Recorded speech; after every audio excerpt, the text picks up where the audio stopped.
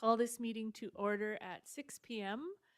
I'd like to acknowledge that we are in Treaty 1 territory. The land at which we are meeting is the traditional lands of the Anishinaabe, Cree, Ojibwe, Oji-Cree, Dakota, and Dene peoples, and the homeland of the Red River Métis Nation. As a council and a municipality, we will continue to work on moving forward in partnership with Indigenous communities in the spirit of reconciliation and collaboration. I'll ask for a motion for the adoption of the minutes, please. Resolved that the minutes of the regular meeting of council held at City Hall on February 23rd, 2026 be adopted as circulated. It's moved by Councillor Nichols, seconded by Councillor Doyle. All those in favor? It's carried. Thank you. We have no delegations this evening and no public hearings. We'll move into Finance, Legislative, and Property Committee. Councillor Massey. Thank you, Worship. Finance, Legislative, and Property Committee has no report at this part of the meeting. Thank you. City Planning and Economic Development Committee, Councillor Meyer. Thank you, Your Worship. City Planning and Economic Development Committee has nothing to report. Thank you. Community Services Committee, Councillor Doyle. Thank you, Your Worship. Community Services Committee has nothing to report. Thank you. Waterworks Committee, Councillor Nichols. Thank you, Your Worship. Waterworks Committee has nothing to report.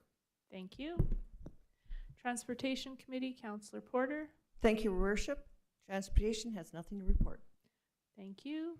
Public Safety Committee, Councillor Doyle. Thank you, Your Worship. Public Safety Committee has nothing to report. Excellent. We have no deferred business. We'll move right into new business. So we have the 2025 year-end financial statements, Finance, Legislative, and Property Committee, Councillor Massey. Thank you, Worship and colleagues. This evening we have to review and approve the 2025 pre-audited financial statements. So these are our year-end statements. This year's financial statements have been completed in advance of the external audit. The external auditors are scheduled to do their field work here in April, and as you know, the audited financial statements are expected to be presented to council for approval in June. So these are pre-audited statements, but I'll give you a couple of the highlights for both the general fund and the utility fund. First of all, for the general fund, we are reporting for 2025 an operating surplus of $1,012,000. At a high level, I won't give you all the variances, but we received $285,000 higher interest earnings, $200,000 higher miscellaneous revenues, including the sale of equipment and program rebates, $172,000. This was as you know, our contract, the RCMP. This is the surplus that we have now from the contract. Councillor Massey, can you just push that down? I feel like you keep cutting out a little bit. Okay. This part here. No, I think that's good. You were just kind of cutting out a little bit. So, yeah. The $67,000 is for the higher provincial operating grant funding, and $288,000 other net operating surpluses. On the utility side, as you know, we have two sides to the city operation, general fund and the utility. We are projecting an operating surplus of 2025 of $3,367,000, primarily due to the following factors. $3,064,000 were higher water and wastewater revenues, and $303,000 net operating surpluses. The variances of $50,000 or greater by division comparing 2025 to budget are included in Appendix A. With the surplus, the 10-year capital plan identifies $5.1 million in the general fund of capital requests and $134.9 million in utility fund capital requests for 2027. So it's recommended that the 2025 surpluses be transferred to reserves and considered as part of the 2027 budget process. So I would move that the Council of the City of Portage la Prairie approve the 2025 pre-audited financial statements. Moved by Councillor Massey, seconded by Councillor Meyer. Any questions or comments from anyone on this? I can just say I think the details are great in here and a good explanation of where it all came from. And I know it when you see surplus, it looks like such a large dollar amount, but in the overall budget that we look at, it's it's not as big as we look. So thank you for all of that information. We appreciate it. Okay, all those in favor? And that is carried. Thank you. Okay, next item of new business, the January building reports. City Planning and Economic Development, Councillor Meyer. Thank you, Your Worship. And usual, Council, you're going to see two reports, one for the city, one for the RM. But as usual, I draw you to the attention of the combined, because we are a combined regional effort with it. Kind of gives you the entire picture of what's happening within the entire region. This is only for the first month of January 2026, so even though the numbers seem a little light, it still is following the same pattern as it has the previous years as well.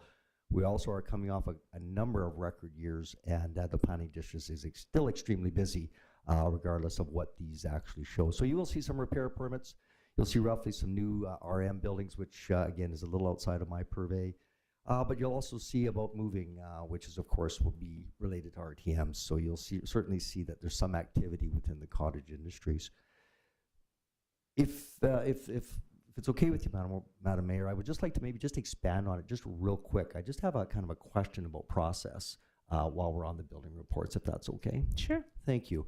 I've had a couple of requests over the last while. People wonder sometimes, we have the discussion in regards to, hey, do I need a permit or do I not? Well, the planning district is the best resource to basically give them a quick call, and within 30 seconds, you'll find out whether you need one or whether you don't. We've had many discussions in regards to asking permission rather than begging forgiveness, and sometimes the problems that can bring. So it's always good to reach out sooner.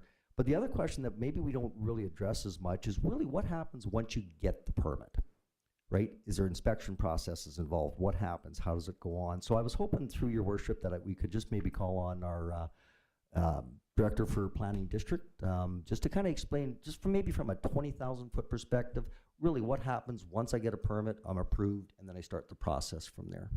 Sure. Mr. Cassell?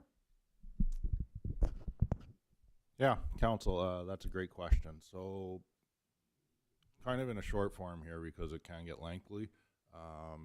Once a permit is issued and the contractor or the applicant, depending on who's applying for it, receives a permit, they would want to make sure they're posting it if it's a build or renovation, make sure it's posted where it's visible.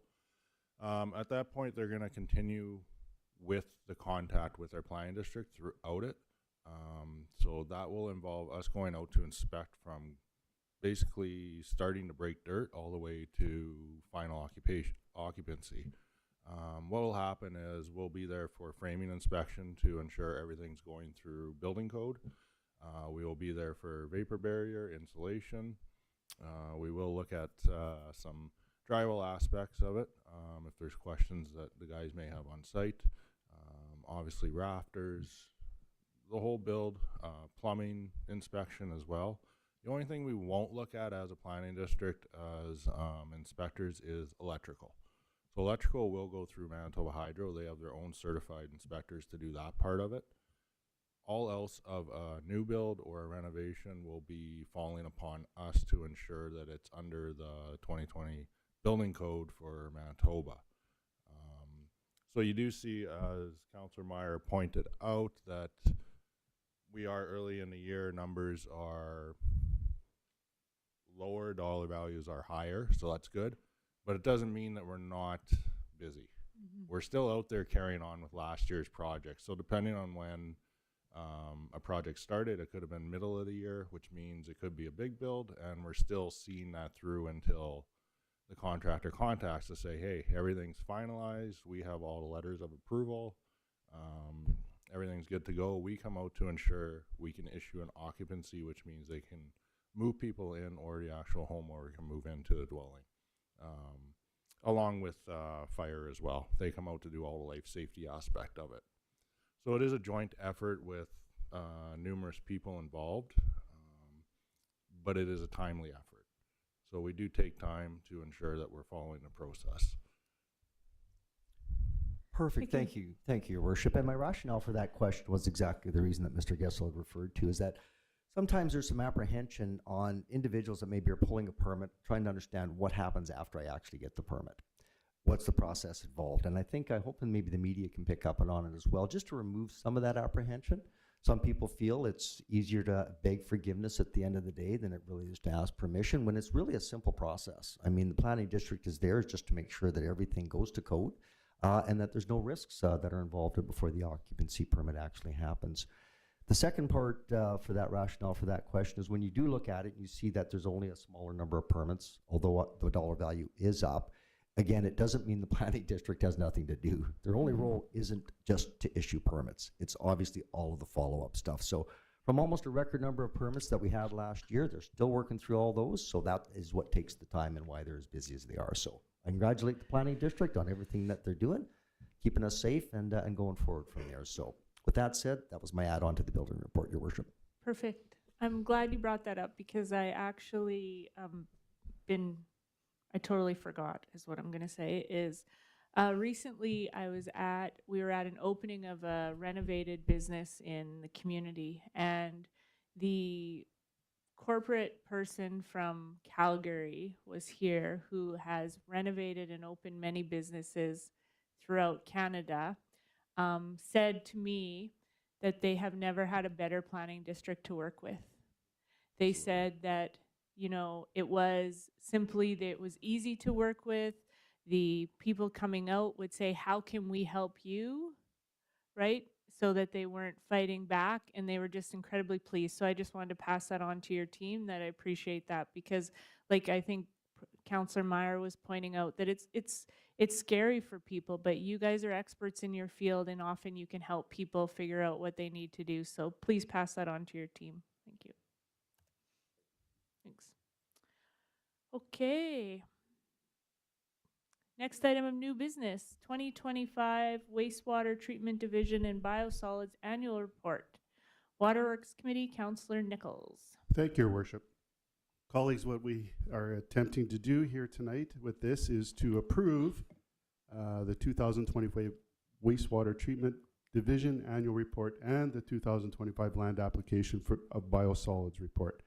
So, as required by our Environmental Act, licenses issued into the City of Portage la Prairie, an annual report is to be compiled detailing the performance, operation, and maintenance activities of water pollution control facility, including the wastewater collection and conveyance system, as well as a second report for the biosolids and land application program. Once accepted by the City Council, the reports will then be filed with Manitoba Environment and Climate Change, as well as posted on the city's website for public access. Each individual report is attached for your full review.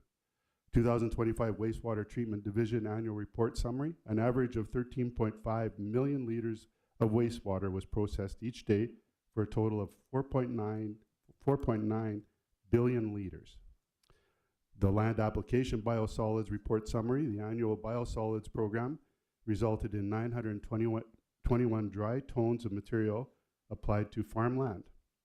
Biocides are the residual solids that are generated as a byproduct from wastewater treatment, which are stabilized and stored on site in biosolid storage tanks until they can be injected into the soil as fertilizer.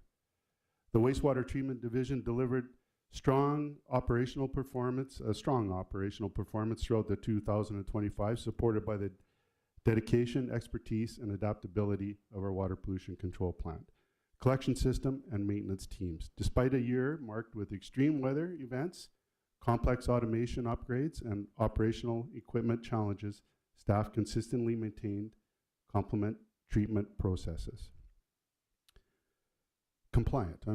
Their commitment ensured that license parameters were consistently maintained and all exceedances were properly and promptly investigated, corrected, and transparently reported. Overall, the accomplishments of 2025 reflect a highly skilled team committed to environmental protection, regulatory compliance, and the responsible operation of a complex treatment system that serves the community effectively and safely.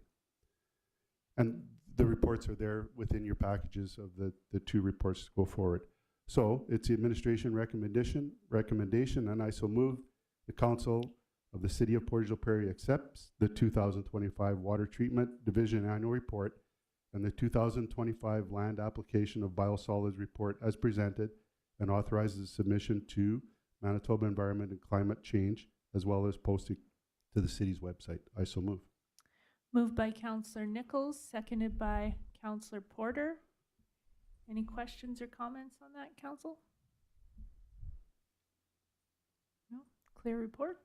Good. All those in favor? And that is carried. Excellent. Okay, next item of new business, we have the 2025 Water Treatment Plant Annual Reports. Councillor Nichols. Thank you, Worship. Colleagues, in front of us, we have what we're after is the acceptance of the 2025 Public Water System Annual Report and the 2025 Water Treatment Plant Data Report. So the Department of Manitoba Environment and Climate Change Environmental Stewardship Division requires an annual public water treatment report to be submitted and posted publicly online. Once accepted by Council, the report will be posted on the city's website. Administration has also prepared the 2025 Water Treatment Data Report. Both reports are attached for Council to review in their entirety.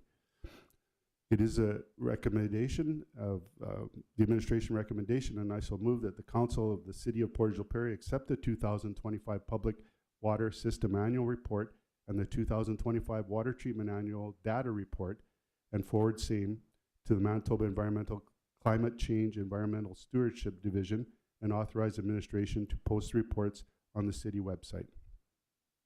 I so move. Moved by Councillor Nichols, seconded by Councillor Porter. Any questions or comments on those, Council? Councillor Nichols? Thank you, Worship. I just might say that, you get the opportunity to look through the complexity of these reports and the time that the work that's put into them to gather this information that's required is phenomenal. It gives us a great picture of why we still have the best tasting water in Western Canada, and North America will be our next stage. But it really does, take the time, look through it. It gives you, and the work that's being done daily and weekly to ensure that we meet these standards is all entailed in here. Thank you. You just have to travel a little bit to know our water tastes the best. That's what I always say. Good. All those in favor? And that is carried. Thank you. This is your night, Councillor Nichols. New business, submission of priority utility projects to the Manitoba Water Services Board. Councillor Nichols. Thank you, Worship. Colleagues, in front of us, we are open to approve and submit the utility projects, priority of them for the Manitoba Water Services Board for consideration for their 2027 to 2032 project funding plan. Very important stuff. The Manitoba Water Services Board is a provincial agency that assists municipalities with the development of water and wastewater infrastructure throughout funding programs. Each year, the board accepts applications from municipalities for projects consideration for projects for consideration of funding, which they use to establish their capital funding plan for the next 5 years. A secondary purpose is to ensure Government of Manitoba understands the water and wastewater infrastructure needs throughout the province. For the 2027 to 2032 plan, municipalities are encouraged to submit their top 10 priority projects by March 31st of 2026. Projects that qualify through the Municipal Water and Sewer Program are eligible for up to 50% funding, and pipelines approved under the Rural Water Development Program qualify for up to 2/3 of the funding. The indicated prices are for 100% of the project. If approved, the city would be required to fund 50% of the amount shown. Administration has reviewed and discussed the critical projects for utility, infrastructure, and intends to submit the following 10 projects as the city's priorities, as our priority projects. Number 1, water treatment plant upgrade and expansion, $77 million. Number 2 is the Jolin Force Main renewal for $20 million. Number 3, Lakeview Development Water and Wastewater Installation for $2 million. Number 4 is the McMillan Industrial Park Sewer Upgrade for $7 million. Number 5 is a Poplar Bluff Force Main Retwinning for $20 million. Number 6 is the McMillan Industrial Park Water Main Renewal for $9.5 million.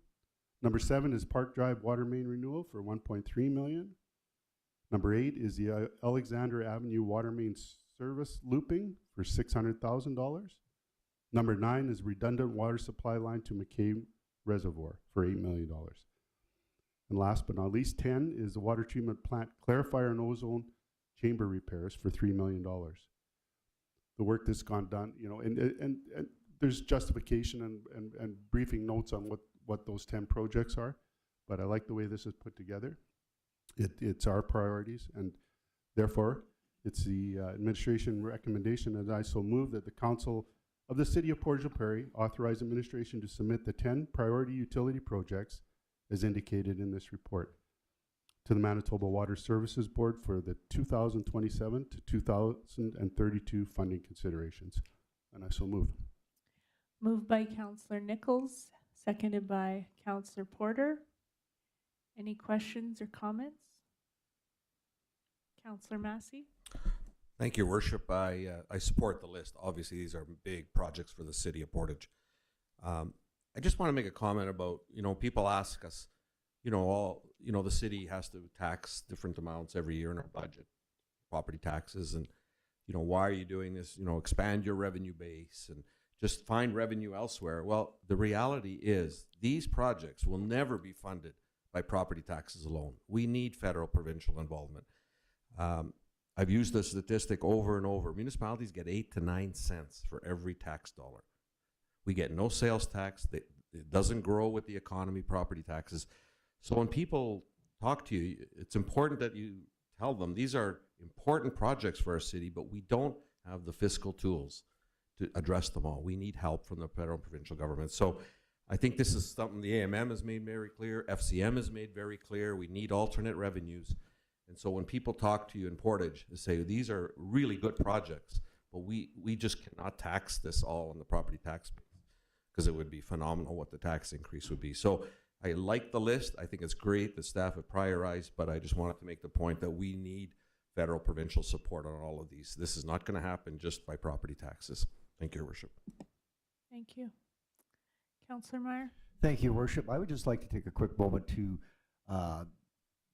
support Councillor Massey's position and comment on this as well. These projects are what our infrastructure is made of. If we want expansion within our city and we want development, we need to get these infrastructure projects in, and that's where our dollars and cents go. Understanding that the backs of both industrial, commercial, and residential user cannot support that. So yes, do I support putting these in this priority? I absolutely do, as it's a significant infrastructure investment, of course, into our community. So thank you, Your Worship. Thank you. Anything else? All those in favor? That is carried.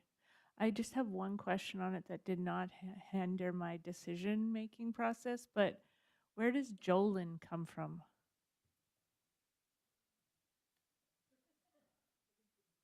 Yeah. I believe the name was from a company that did some developing way back when in the mall area, but don't quote me on that, but I think that's what it was. Gotcha. Thank you. I didn't learn any much more, but thank you. I tried to find it, but I couldn't. Sorry to throw that question at you out of the blue. Okay. We have no items of old business. We will adjourn council at 6:24 p.m. and move right into committee. We'll call committee to order at 6:24 p.m. Finance, Legislative, and Property Committee, Councillor Massey. Thank you, Worship and colleagues. Have a couple of updates from the recent FCM board meeting, and then I have a couple of under community services to put forward. We just had a board meeting at the Federation of Canadian Municipalities, and one of the things that came up that's going to be, I think, affect Portage quite a bit is the closing of the agricultural research stations here across Western Canada. There was a board of motion to instruct staff to get some information about these stations. Portage la Prairie is impacted, and so to develop a bit of a lobbying strategy of how we want to go to try to restore some of these cuts. I'm not going to get into sort of what these stations did, very ag and research, very important work, but we did lose, according to the information I received, one agriculture economist, research agronomist, 2 research technicians, 1 to 2 seasonal technicians, and 1 to 2 summer students. So, you know, for Portage la Prairie, it's another loss that has happened by the federal government in closing something, and I was pleased that the FCM board said, hey, you know, we want to get some information and develop a lobbying strategy on this. So it's not as great as some other closures we've had, but it's still an important part of this. Really impacts communities and the loss of the research work that's done here in Portage. Second thing is the had a big discussion about the CHIF program, where we have our application for the water treatment plant. I was advised that our application, among others, was also now in the pot of money with other programs that have been thrown in there, such as disaster mitigation and other programs. So our fund that we applied for is even now more diluted. It's not just our wastewater stuff. So we are, mayor and city manager, are setting up meetings to lobby and to advocate very strongly in the next little while for our water treatment project. We need to get to the province and start having, and the federal government, to show the priority of our project and why it's a good project for them to fund. So, but it was disappointing to hear that this fund has got other stuff now thrown in there. So we'll have to work harder. Number 3, I asked about the status of our bail reform legislation, and it's past 3rd reading in the House, and it's in the Senate for 2nd reading. So it looks very good. Parties have made a deal, and this will be one of the bills that will pass. And as you know, this has been a top priority of this council and our mayor and a lot of mayors in the province and throughout Canada. So great to see that we're finally going to have some just reform in our justice system. I also want to advise that next council meeting I'll be bringing forward a motion to nominate, in relation to bail reform, Mayor Knox for a Municipal Excellence Award at FCM. These awards are put out every year at the annual gala, and I think it's time that we recognize the work that our mayor did on bail reform, something that went from a tragedy in our community to something meaningful changed with legislation. And I think there was a lot of people that helped, but our mayor did lead that charge.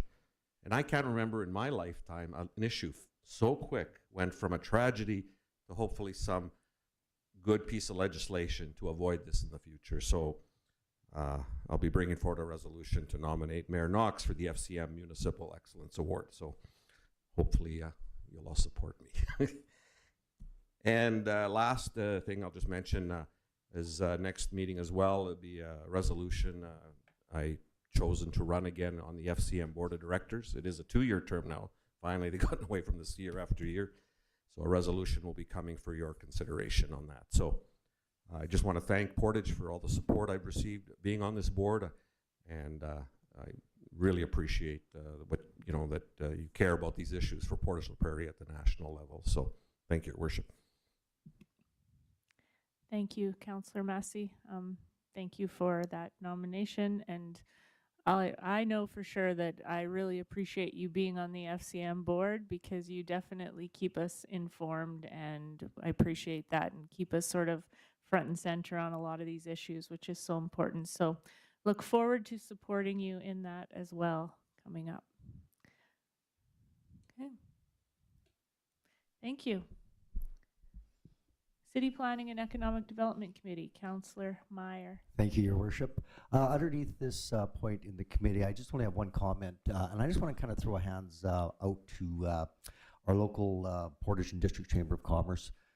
In partnership with the Terriers, they did do a agriculture awards last Friday night. We were fortunate enough to attend it. I know Councillor Massey was there and Councillor Doyle as well, or sorry, Deputy Mayor Doyle as well. And I just really want to hands off. I mean, we know agriculture is so important in our community, right? It is really the backbone of what drives this economic portion of our community. So to see them put something together to really recognize the farming community and some of the people, and again, a shout out to Mr. Gary Bowen for excellent achievement in agriculture. It's just really good to see that stuff happen. Really good to see the support, and I trust that going forward they'll continue to do it and continue to give out the awards, and that this community, whether it's rural or urban, will continually support that. Without the farming community, I'm not sure where this community would be at this point in time, right? So anyways, hats off to them, and unless anybody else has anything under my committee they want to report, that's the end of my report. Thank you. Thank you. Excellent. Okay. Community Services Committee, Councillor Doyle. Thank you, Your Worship. I will first turn it over to Councillor Massey for some comments. Thank you, Councillor Doyle. I attended as my last function as Deputy Mayor, the graduation of the pilots training at Southport. Mayor Knox did attend the graduation ceremony and presented the Portage Award to Captain Julia Chen, who is going to be based in Quebec. And I was pleased to be at the graduation and meet her. And boy, this woman has a lot of energy. She is a real fine. I mean, if this is where the military is going, we've got some great people there. And one of the things Mayor Knox mentioned when she posted this thing was that she actually thanked us and hoped that she represented Portage well. So I don't think that's happened before, according to not. me. Okay. So congratulations to Julia Chen, and that was great as an award. And I don't know, maybe I'll turn it over about the Ramadan dinner we attended. I'll maybe have Deputy Mayor Doyle talk about that. Sure, sounds good. Thank you, Councillor Massey. And yeah, my first 10 days as Deputy Mayor has been fairly busy. I started on Thursday of last week with reading to the students at La Vérendrye School, and I read to a grade 4 class and then 2 grade 1 classes, and it was kind of funny. In the grade 4 class, I was introduced as Deputy Mayor Doyle, and the teacher had asked the students, does anyone know what a deputy mayor does? And one of the children said, well, that's the mayor's assistant. Oh, perfect. And another child said, no, it's not, that's the mayor's brother. And I just kind of said, well, the truth lies somewhere in there. So I love it. on Friday, alongside Councillor Massey and Councillor Meyer, I also attended the Ag Awards and Appreciation put on by the Chamber of Commerce and the Terriers. And I just want to throw congratulations to Agri Stainless, Precision Farms, and Gary Bone for winning the 3 awards that were handed out that evening. And then further to what Councillor Massey was saying, we attended, Councillor Massey, Councillor Porter, and myself, along with Executive Director of PCRC, Mary Kozar. We had attended the Portage la Prairie Multicultural Muslim Community iftar dinner for Ramadan. And I brought greetings to that event. It was the very first time I brought greetings as Deputy Mayor. Unfortunately, we had some sound issues, and so I don't know if anybody actually heard what I had to say. But nevertheless, everyone was so welcoming, so appreciative that we were all there, and the food was amazing. I believe my tongue is still a little bit numb from all the spice, which I could really appreciate. And on Monday, I had attended a session with the Economic Development Association of Manitoba's Community Edge Training, which is Manitoba's Community Economic Development Certification Program. So as I sit as a member on the board of PRED in Portage here, I've learned a lot since being on that board, and this was topping up some of the knowledge, some of my knowledge base on economic development, and the presentation was absolutely excellent.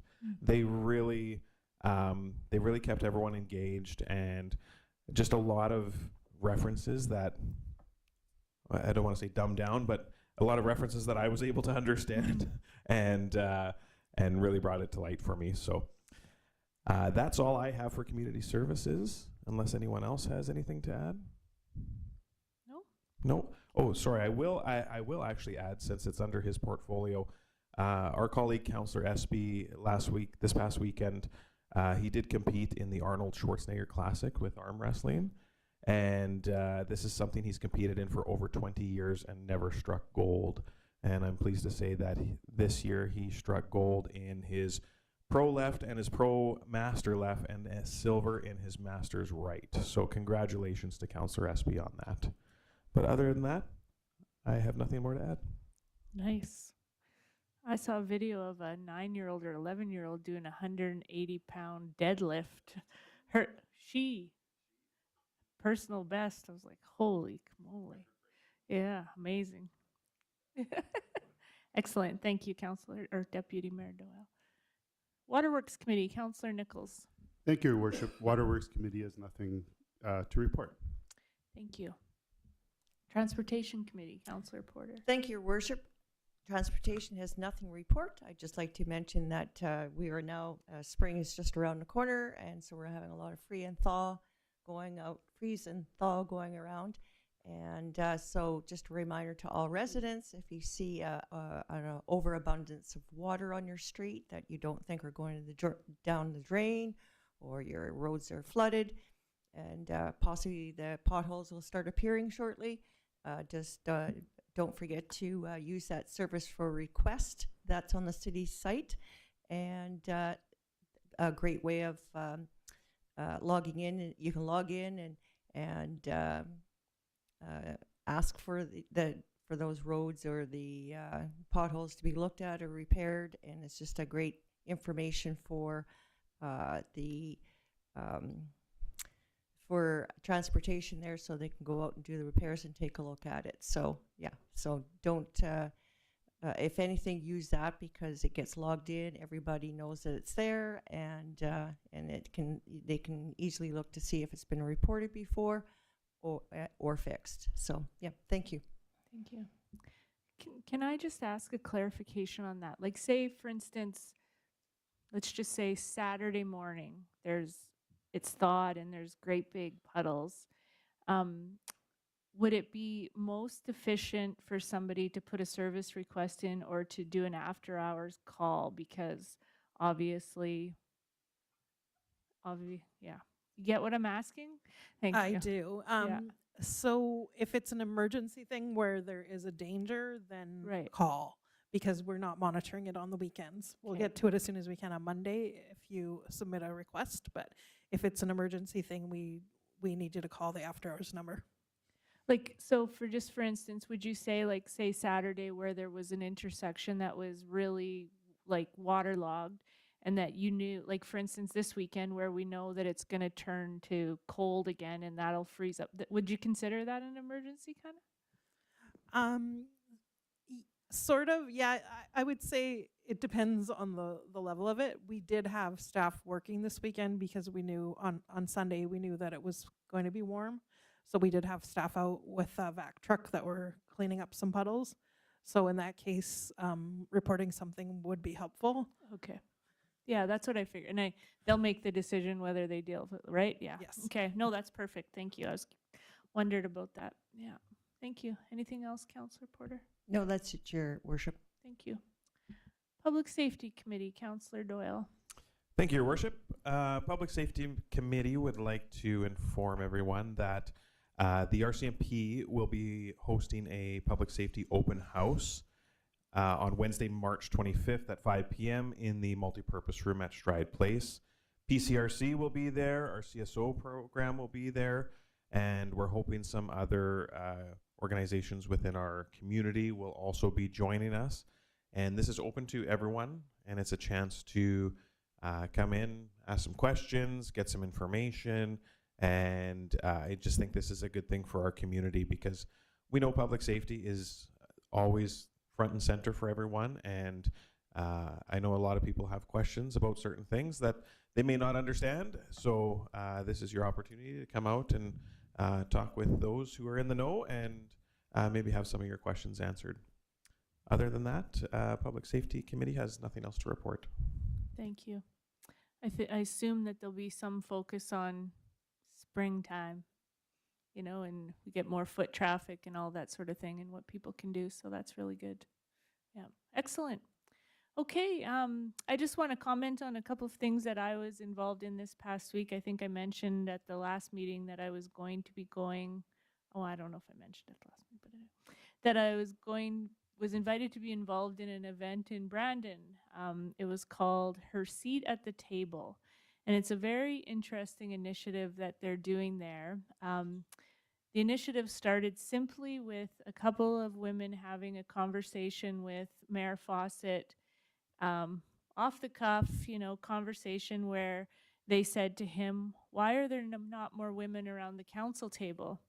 And to his credit, Councillor Fawcett said, or Mayor Fawcett said, "I don't know." Didn't know. And so this group of women took it upon themselves to realize that we need to find out that. And so they started by having focus groups to ask that question of people, why is there not more people running? And they came up with some information about, not quite understanding what was happening, or a little bit of intimidation, fear, all of those things. So they've decided to move on with that. And the event that I was at was her seat at the table, and where we just had exactly that, a conversation around the table with a number of other elected officials from Manitoba, around the Brandon area, just about our experiences, etc., to sort of help people understand what it's all about. And they are doing other things. The next thing that they're doing is they're doing a buddy system to go to council meetings, so that they can go and sit with somebody, so they're not going alone, to learn about council meetings. And then they're having a watch party. So they're actually watching a recorded council meeting, where they'll stop and they'll talk about why decisions are made, what happened in that meeting, etc. I just think it just really spoke to the fact that we need to, we all know around this table, we all know our first sitting here was intimidating, right? Even though we thought we were ready, you sit here and it's different than what you might think it is. And so providing all of these type of things to make it more appealing to people, or just not as a scary place to put your name forward in, I think is fantastic. So congratulations to them. I do know that our city administration team is working on some information sessions, is that what we call them, about how to run in a municipal election coming up later on in the year. And I think that that's so important, because we do have an election in October, that we want people to feel comfortable in doing that. So I look forward to being able to share that. And then today it's International Women's, I call it week, month, whatever I'd like to call it, all of that. But I had the opportunity today to speak to the women at Roquette for their lunch, and Diane joined me out there. But it was really great to see, and honestly, just to see the women who work there in all the many different positions that are there. I think it's interesting to find out, we talk about the industries here, but do we understand what all the jobs that are out there in those industries? And so the more we can do that, I think the better. But I want to say thank you to the women that I work with in this space. I think, I want us to create where we're supporting each other, where we're behind each other. We want each other to all succeed, and that is so important. But at the same time, I want to thank the men in this space who are allies, who are also helping us grow and be comfortable in what we do, because all of that plays part. As I said today, we don't move forward with men on one side of the room and women on the other. We have to be sitting together at the same table to move things forward. And I think we do a pretty good job of that at the city of Portage la Prairie and in our community. So I hope we continue to do that. So thank you to the women of Portage la Prairie and the men who support us. Okay, we will adjourn committee at 6:43 p.m. Thank you, everyone.